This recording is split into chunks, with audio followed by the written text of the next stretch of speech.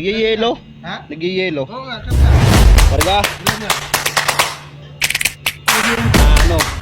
58. Oo, karga. Pasok siya.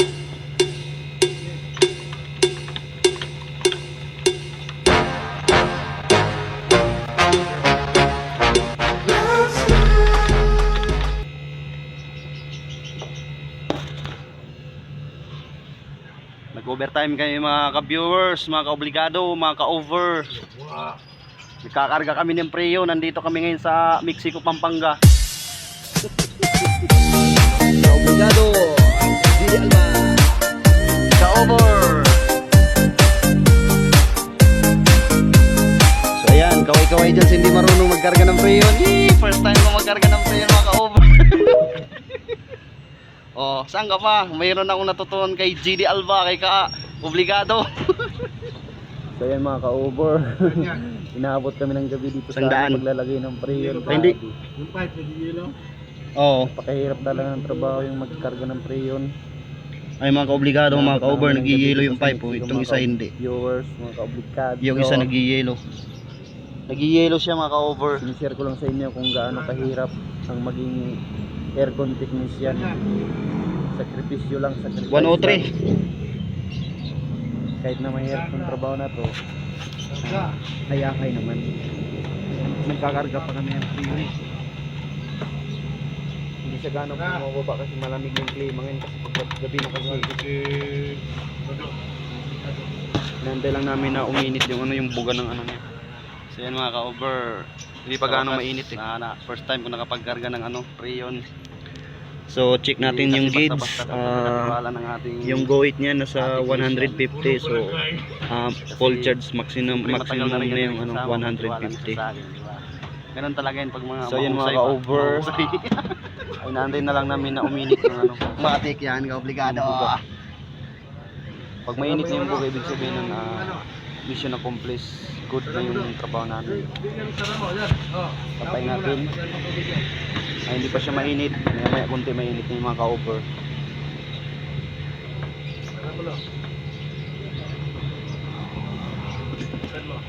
Sa bubong ako ka-over mga ka-viewers. Huwag naman kalimut. Oh! Ay hindi makalusot dyan. Ganun pa rin, 150, hindi na bumaba. Hindi makalusot. Hindi na. Oo. So yan. Itong pipe na itong mga ka-viewers, pag hindi na siya itong hinawakan ko, pag nag-yellow siya, ito. 158. Pag nag-yellow siya, ibig sabihin na 108. may singaw o kaya walang preyon. Ang lamig pala. Pag hindi lumabig yung aircon, ibig sabihin na So, hindi mga siya ka-over, wala siyang hindi pala preyon basta-basta o kaya magkarga may ng leak. preyon kasi kailangan pag singaw, kailangan So, yan, tanggalin agad oh. ng mabilis. Kasi ito yung Negative pinaka-delikado naman. mga ka-over. Hindi yung na siya nag-yellow na yan. nag-yellow. Ayan o. Yan.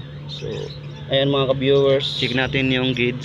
Hindi po sakto siya, hindi po 150. talaga basta-basta magkarga ng preyon kasi ito po yung pinakadelikado sa lahat kasi ito po ay sumasabog. Sumasabog po siya, parang flammable po siya. Kaya yung technician Nantay lang ko, namin nasubukan uminit po yung siya buga nito. ng ano. Kaya pinagkatiwala niya sa akin na ako magkarga ng preyon mga ka-over kasi mahirap po yung daanan. So, Ayan po, diyan kami dumadaan sa ilalim na yung mga ka-over. So yan mga ka-obligado, okay na yung process, hindi na siya nag-yellow. Nakita nyo kanina nag-yellow sobra to. Ngayon hindi na, nagpapawis na siya. Matagal na rin kami nagsasama. Ito tubig na, ibig sabihin na yung mga ginagawa good na yung tinatandaan ko. preyo na kinarga namin. Kasi kanina talaga nag-yellow siya, kasi Nag-yellow na talaga hindi pa siya siya. nakasirculate masyado. Nag-yellow.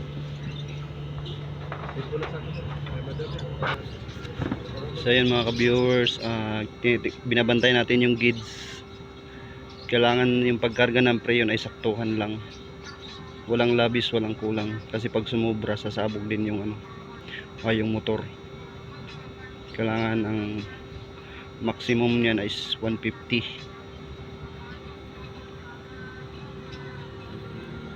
150 mga ka-obligado. 150. Tignan mo yung pipe. Nag-yellow pa rin? Karga mo pa. Karga. Kargaan ko pa. So ayan mga ka-over, ito yung pinakadelikadong trabaho, yung aircon technician. Kanina yung pagtanggal ko dyan sa hose na to, sobrang lamig. Parang nagsusugat siya eh. Sakit ang hapdi. Kaya yung ibang mga technician nang nagkakarga ng preyon, tulad niya nung nagyayelo. Kasi pag tinanggal mo itong mga ka-obligado, mga ka-viewers, mga ka-over, pag singaw niyan, yelo yan, ang lakas, sobrang lamig. Kailangan pag tinanggal to, kailangan mabilis yung ikot kasi pag mabagal siya, pag singaw, pag tatama yun sa kamay mo, magyayelong kamay mo, parang maging pundido siya, mapuputol yan. Kaya yan ang pinakadelikadong trabaho ng technician, mga ka-over. Kahit gabi na, siyempre nag-home service kami, kailangan din ng mga client namin na ang aming service yung tunay. So ayan, kaya pinunta namin kahit malayo. Nandito kami sa Mexico, Pampanga, mga ka-viewers, mga ka-over. So ayan, medyo paunti-unti na pawala yung yelo. Kanina kasi nagyayelo na to, mga ka-over eh, mga ka-viewers. So ito, lumalamig na siya. Ano na siya, yun ang gauge niya is 100.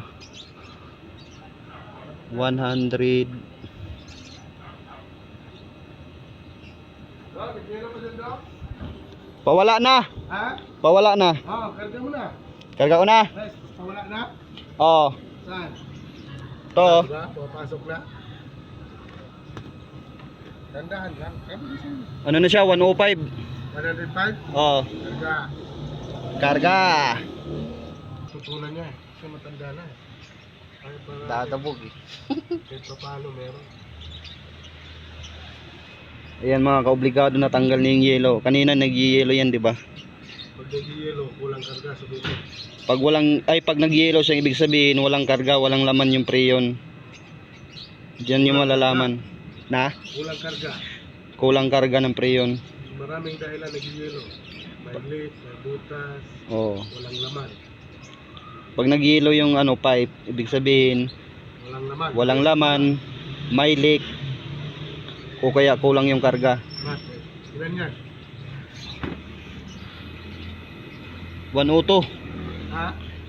102. 100 to? Oo. Oh, mamaya magkano.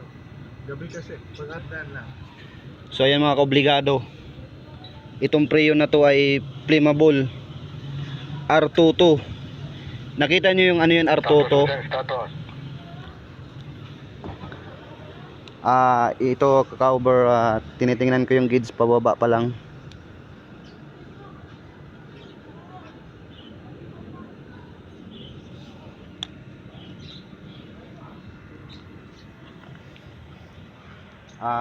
Dahan-dahan lang siya bumaba, ka-over.